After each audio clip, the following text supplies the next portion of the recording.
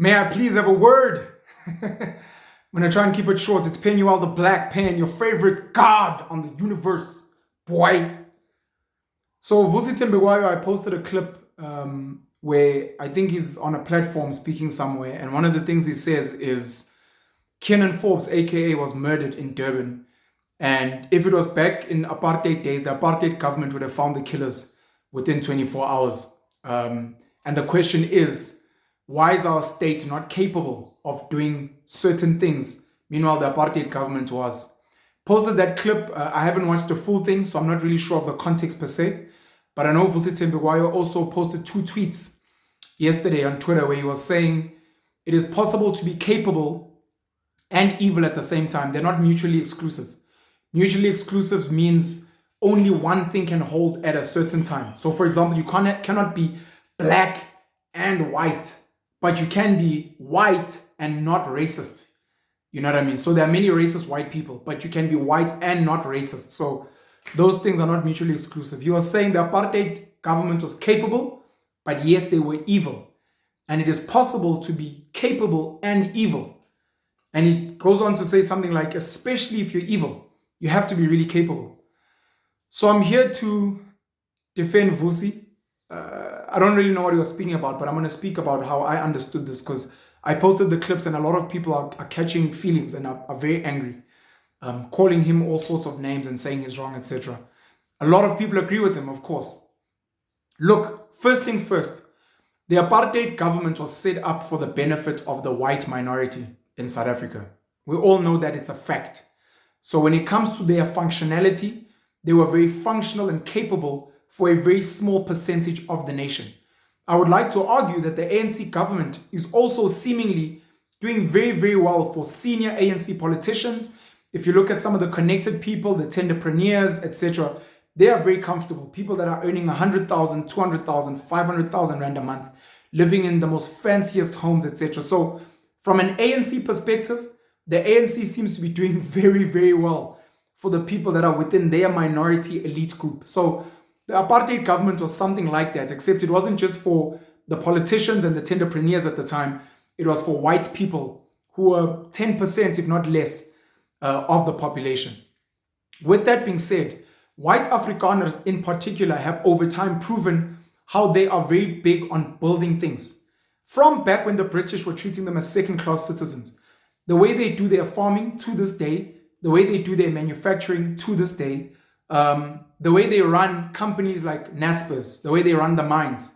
Yes, they have built their wealth and their privilege off the backs of black people. They have exploited black labor, paying peanuts, if nothing. They have pushed black people off their land, so they got the most fertile land for farming, for mining, for other things.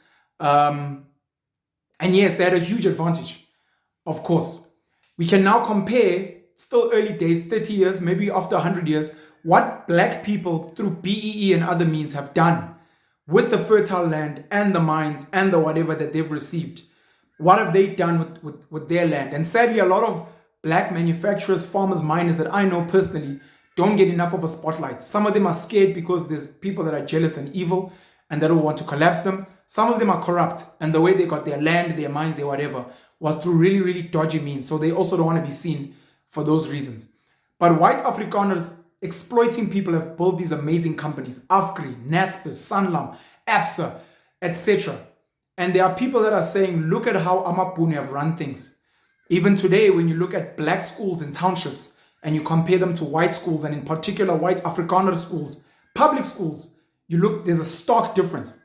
You look at some of the older ex-Model C schools, amazing schools in the Eastern Cape, Selborne College, Dale College in King Williamstown, Selborne is in East London, Queen's College in Queenstown, Graham College in Grahamstown. You look at some Muir College, which I think might be Newton Hay. There's a whole lot of them, brilliant schools that had white children there, that had white funders, a white governing body. These schools are becoming more and more black.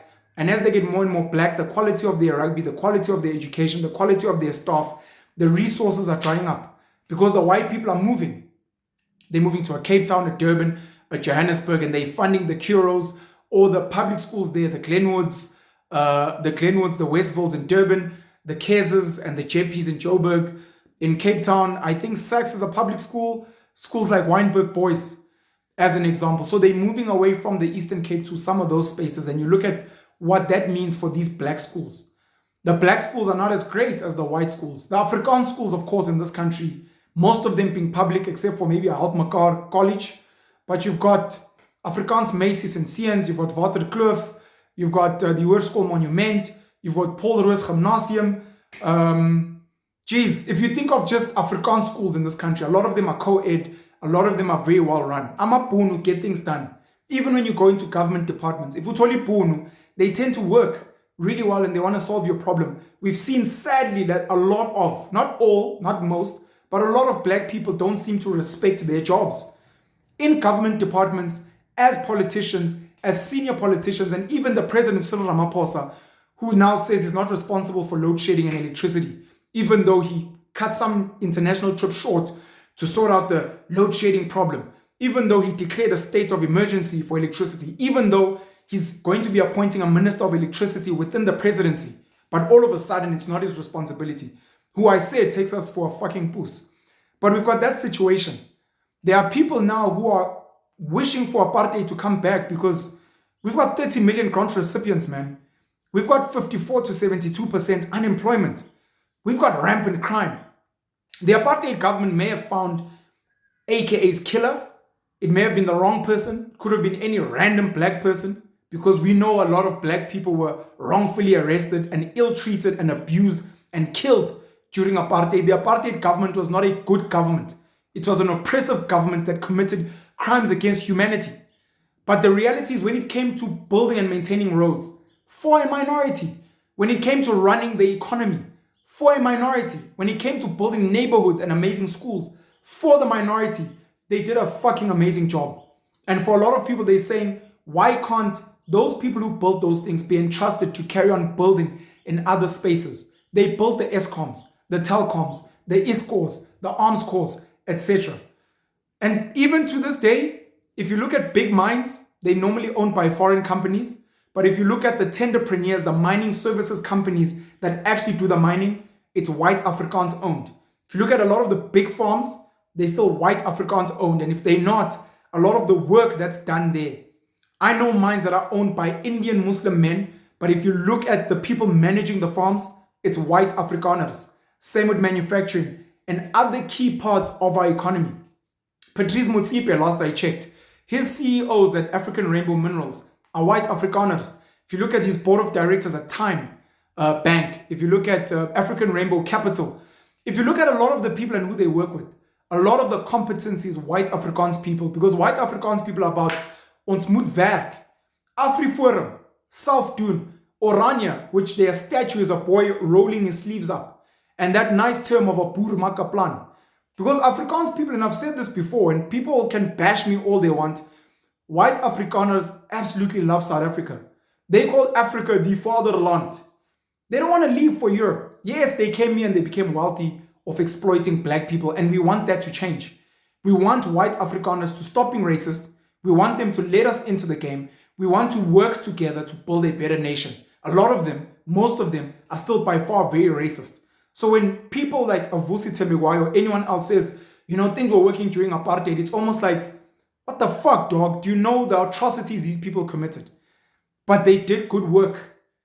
We need white Afrikaners, good white Afrikaners, to work with Indians, coloreds, black people and say, let us work together and build. I know so many black people in this country that are rich, that are middle class, that are working hand in hand with many good white Afrikaners. They are farming, they are mining, they are manufacturing, they are retailing. I forget about ShopRite and Pepco as examples. Shout out to Christo Visa. You've got Jan Rupert and Remgro. And I keep hearing the hypocrisy of, we need pro-black while you guys are drinking on Savannah under Distel, under Remgro. We need pro-black, but you guys are watching Uyajola 99 on Moja Love, on DSTV, which is a Naspers or a multi-choice company. We need to collaborate and work together. We need to. But Vusi Thembekwayo was not necessarily saying apartheid was great or that they were good. He was saying they were able to do things. And we felt safer, even though black people were the ones being bullied. We felt safer normally than we do now with the black ANC government. where we are not seeing justice. Senzo Meiwa, Krisani, your own family members that have been killed. You know the dockets have gone missing. You know the charges were dropped. We know the police, because some of them are our family members. We know the police are corrupt. We know some of them get paid by thugs, if not politicians. Andre de Ruyter last week with Annika Lawson on ETV was saying they at Eskom, as a CEO of Eskom, they were uncovering corruption and crime. And when they got the people arrested, it was senior police officials asking those people to be released. Come on. Obviously, white Afrikaners are going to, yeah, look at the ANC government. They are corrupt. They are stealing. They are thugs. Fuck you, man. The apartheid government was stealing and corrupt, and they were thugs. The ANC government is no different to the apartheid government. That's why these guys became friends at CODESA. If we had criminals during apartheid, those criminals befriended the ANC criminals, and together they are currently running the economy. And the good people like myself make noise. And I'm trying to find other good people. Like, even if you are a criminal, can you keep your criminality to a minimum? And can we try and fix this fucking country? Because America is a thug criminal country built off the back of slavery. Europe is a thug criminal country that built itself off the exploitation of the African continent. Asia is a thug criminal nation that has enslaved its own people. And then it's flooded the world with counterfeit goods and. Can we have, if we are going to have a thug country, have a thug country that fucking cares about its people? Can the ANC be corrupt, but can we not have potholes? Can we have electricity at the fucking very least? Can things be working? Can government departments actually do their job? Can our politicians put us first and go to the United Nations and the World Economic Forum and anywhere else and be like, what can you do for South Africans? Because this is who we're here to serve. Paul Kagame is putting Rwandans first. Kim Jong-un is putting North Koreans first. Xi Jinping is putting Chinese people first. Vladimir Putin is putting Russians first. Joe Biden puts Americans first. Which fucking African leader outside of Paul Kagame that I've mentioned, or which South African leader puts South Africans first? The apartheid government put their white Afrikaner people first. And that's why we admire them. We're seeing people that do for their people.